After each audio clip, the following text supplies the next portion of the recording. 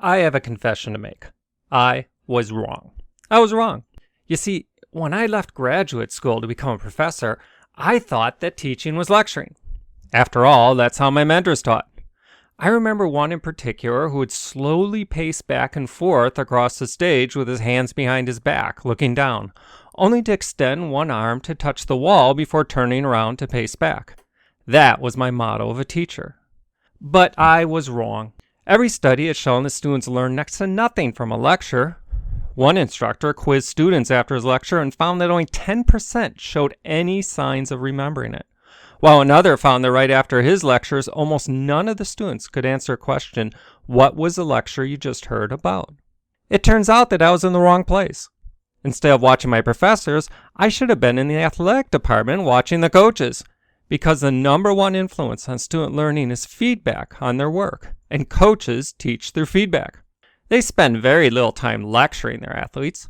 They spend most of their time watching their athletes perform and giving them feedback on their performance.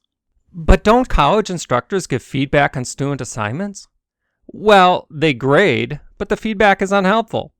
Like most instructors, I graded by going down an assignment, mentally subtracting points for each error, and noting the subtractions with margin comments like vague.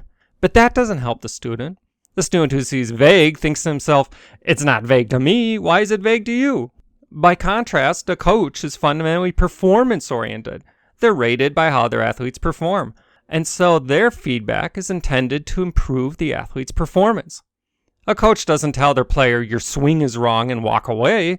A coach explains why the swing is wrong. You're dropping your back elbow, which causes you to chop at the ball and get no power. Then the coach shows the player the right way to do it. You need to lift your back elbow like this, so you can swing through like this. Now you try it.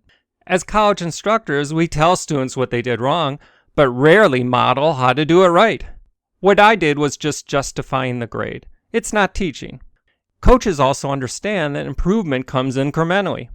HBO's wonderful series Hard Knocks follows an NFL team in training camp, and on one episode it showed a running backs coach speaking to a rookie back before practice. He said to the rookie, "What one thing are we going to work on today?" To which the rookie replied, "Ball control." "Good, that's what we're going to work on today." Now, this is instructive because a running back doesn't just have one thing to learn, he's got 50 things to learn. But getting him to try to learn them all at once will just overload him. It's like asking someone to remember 50 numbers at once. A coach gives their athlete one thing to focus on at a time so that they can improve in steps. The coach knows that the running back doesn't have to be ready now, only 4 weeks from now when the season starts. When I graded, I tried to list everything that student did wrong with a brief margin comment, as if they were going to fix everything at once. And then I wondered why they were not getting any of it.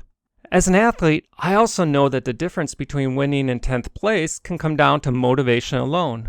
And great coaches are not only great teachers, but great motivators.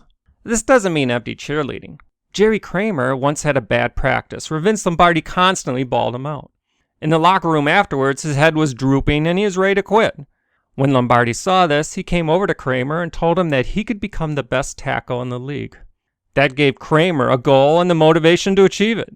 As teachers, we often demotivate students by only showing them where they fail. We don't tell them that they can succeed if they only follow a plan that we outline for them. Motivation comes from seeing a path to success. So now I teach like a coach, giving my students one thing to work on at a time and a plan for reaching their goals. And that has transformed my teaching and my students.